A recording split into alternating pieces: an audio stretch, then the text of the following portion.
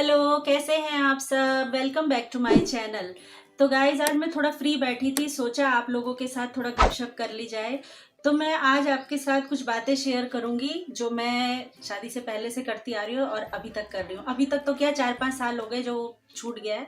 मैं पहले डायरी लिखती थी, अपने मन की सारी बातें उसमें लिखती थी, जो मेरे साथ दिन भर में होता था वो सारी बातें मैं जाके घर में डायरी में लिख लेती थी। उससे क्या होता था ना कि कभी जैसे कोई भी छोटी छोटी चीज़ें हम भूल जाते हैं। आजकल तो ये व्हाट्सअप का ज़माना है, किसी को व्हाट्सअप कर दिया, किसी को कुछ कर दिया, लेकिन पहले क्या होता था कि कोई भी बात जो है आप अपनी डायरी में लिख सकते हैं या किसी के साथ शेयर कर सकते हैं। लेकिन कुछ बातें ऐसी होती है जो आप हर किसी के साथ शेयर नहीं कर सकते हैं।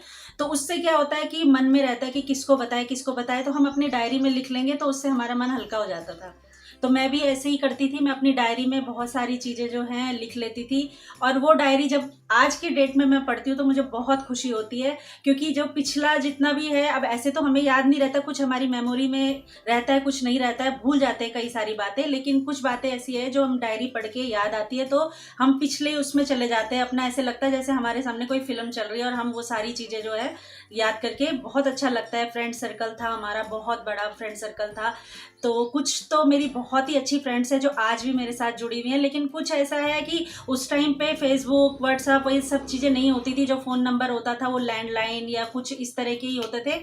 तो वो सारी चीज़ें हैं छूटती चली गई, कुछ मिली हैं फ्रेंड्स, कुछ नहीं मिली है फेसबुक के ज़रिए।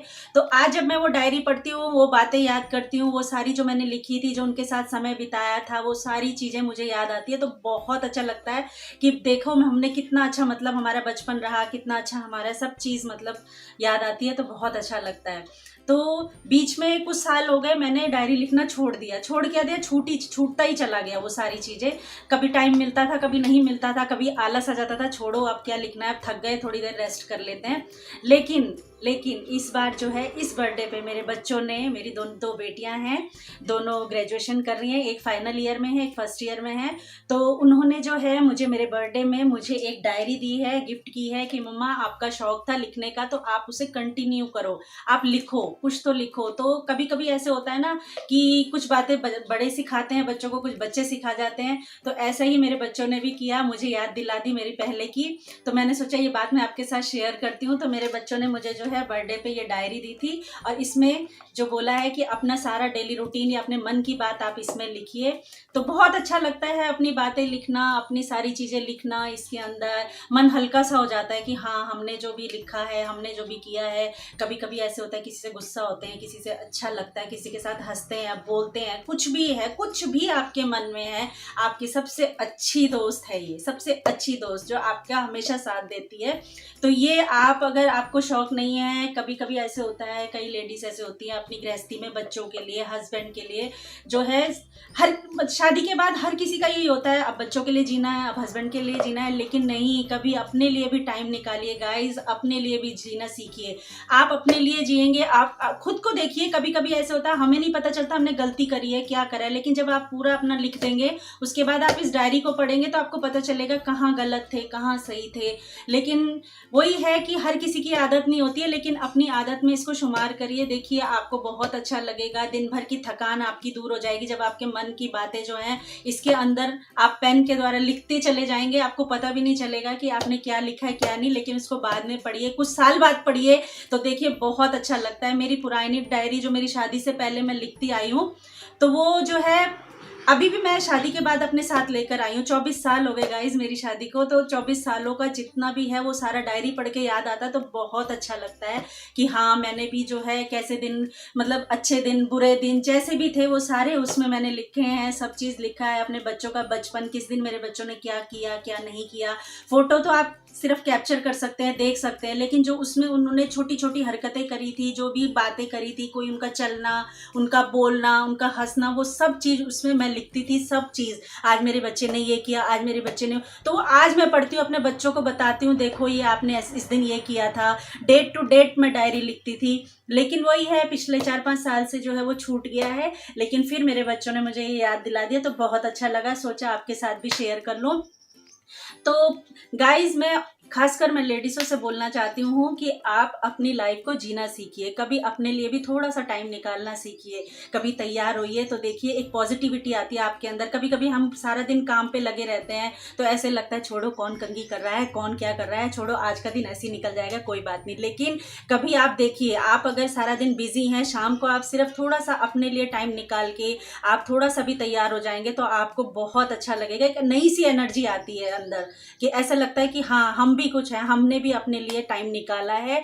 तो अपने बिजी शेड्यूल में थोड़ा सा टाइम अपने लिए निकालना बहुत ज़रूरी है, क्योंकि आप भी कुछ हैं, आप भी अपने अंदर अपने आप को ढूंढिए, अपने आप को खोइए मत। मैं तो यही कहूँगी आप अपने आप को खोइए मत, बहुत अच्छा लगता है। तो थोड़ा सा गपशप मैं आपके साथ यही करना चाह रही थी। तो मेरे को बताना कौन कौन डायरी लिखता है, कौन कौन नहीं लिखता है। डायरी लिखने से मन तो बहुत हल्का होता है, मेरा तो बहुत हल्का होता है, आपका मुझे पता नहीं आप क्या सोचते हैं, लेकिन एक बार मेरे कहने से अगर आप ये सब करेंगे तो आपको बहुत अच्छा लगेगा।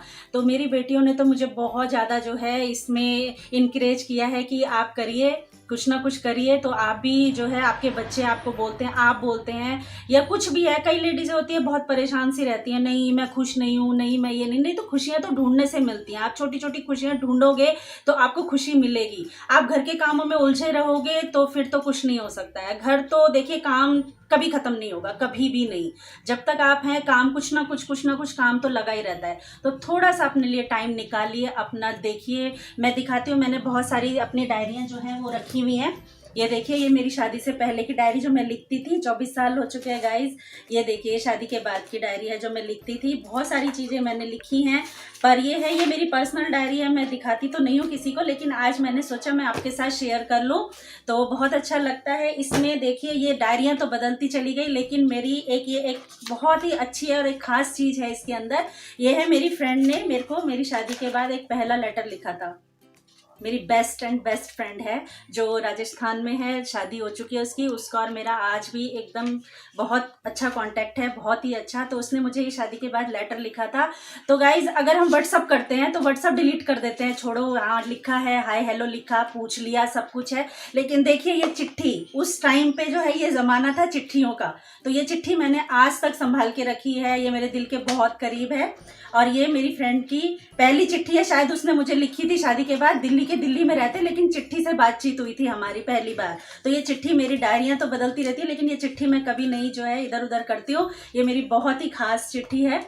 तो अच्छा लगता है ना जब कोई इस तरह से आपको कोई कुछ लिख कर दे, कुछ संभालें, आप बहुत साल बाद उस चीज़ को दोबारा से पढ़ते हैं, दोबारा से देखते हैं, तो कितना अच्छा लगता है, बहुत अच्छा लगता है गाइज। तो इसी तरह आप भी अपना रूटीन में जो है डायरी लिखना शामिल करिए, या कुछ भी आपको अच्छा लगता है उस तरीके से आप अपने मन की बात जो है इसमें लिखना शुरू करिए, तो आपको भी अच्छा लगेगा।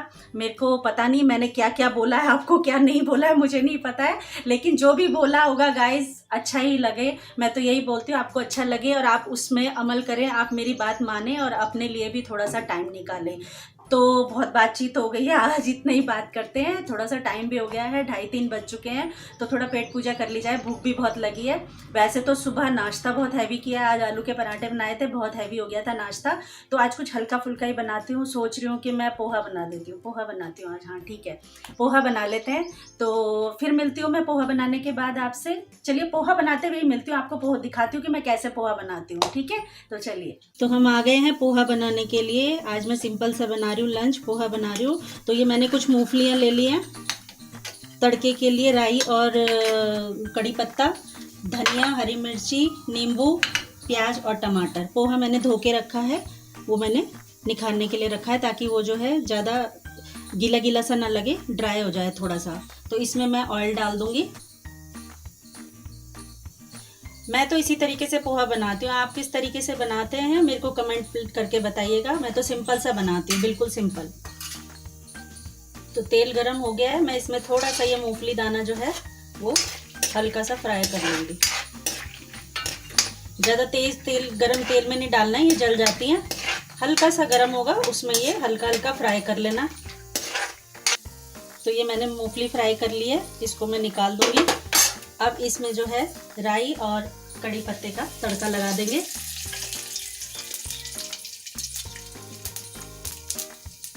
अभी चटक गया है, इसमें थोड़ा सा प्याज जो काट करके रखे थे मैंने वो डाल देंगे। बहुत ही जल्दी बन जाता है, इसलिए मैंने इसी को ही बनाया। मैंने सोचा कौन ज़्यादा आफत करे, हल्का सा खा लेंगे, कुछ आज दिन में ऐसे ही लंच कर लेंगे। तो ये ज़्यादा नहीं भूनने हैं प्याज, हल्का सा इसको मैंने फ्राई कर लिया है गुलाबी होने तक। और इसमें मैं अब टमाटर डाल दूँगी। ये 2 टमाटर कट करे थे मैंने।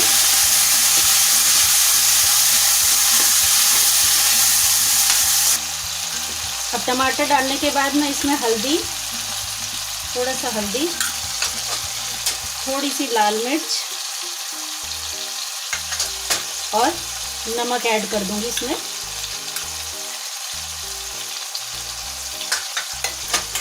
और इसके साथ साथ मैं इसमें धनिया और हरी मिर्ची भी ऐड कर दूंगी।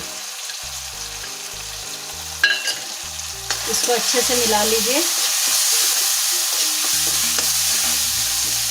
ये अच्छे से मिक्स कर लीजिए। तो ये अच्छे से मिला दिया मैंने। अब हम इसमें पोहा डाल देंगे। ये देखिए एकदम ड्राई ड्राई सा हो रखा है ना। इसको यहाँ कई लोग चिड़वा भी बोलते हैं। अब चिड़वा से मुझे जो है गढ़वाल की याद आ गई। गढ़वाल में हम लोग चूड़े होते हैं, चूड़े चावल के, वो खाते थे। उसमें तिल और चीनी मिला के, बहुत टेस्टी होते हैं। ये तो मशीनों से बनते हैं, वो गांव में अपने आप ही कूट के घर में तैयार किए जाते हैं, बहुत टेस्टी होते हैं। तो ये देखिए, ये मैंने इस तरीके से मिक्स कर दिया। और नींबू भी इसी के साथ में, 2 नींबू का रस या 1.5 नींबू का रस, जितना आपको अच्छा लगे खट्टा खाने में, उस तरीके से इसमें निचोड़ दीजिए। तो मैंने इसमें 1.5 नींबू निचोड़ के बना दिया, तैयार कर दिया। ये देखिए कितना अच्छा सा खिला खिला सा पोहा तैयार है। ये खाने के लिए बिल्कुल रेडी है। तो चलिए हम इसको खाते हैं, एंजॉय करते हैं। तो मेरा पोहा तैयार है, मैं तो खा रही हूँ पोहा। और दिन में आज हल्का फुल्का बनाया। कई लोग इसमें ड्राई फ्रूट्स वगैरह भी डालते हो, बहुत हैवी हो जाता है, तो इसीलिए मैंने तो हल्का लाइट सा बनाया। बहुत नाश्ता भी हैवी था। मैं इसको एंजॉय करती हूँ। अच्छा बना होगा, पता नहीं कैसा बना होगा। ठीक है, अच्छा है, मुझे तो अच्छा लग रहा है। अब आप भी इसको ट्राई करना कि कैसा बना है। तो गाइज़, ये वीडियो मैं आज यहीं पे एंड कर रही हूँ। मेरी वीडियो को अगर अच्छा लगे तो लाइक, शेयर और सब्सक्राइब ज़रूर करना। और जो मैंने डायरी के बारे में आपसे बात करी है, उसको भी गाइज़ एक बार ज़रूर नोटिस करना, ज़रूर ध्यान देना। तो चलिए मिलते हैं आप नेक्स्ट वीडियो में। आपके साथ मैं फिर मिलती हूँ। तब तक के लिए बाय बाय।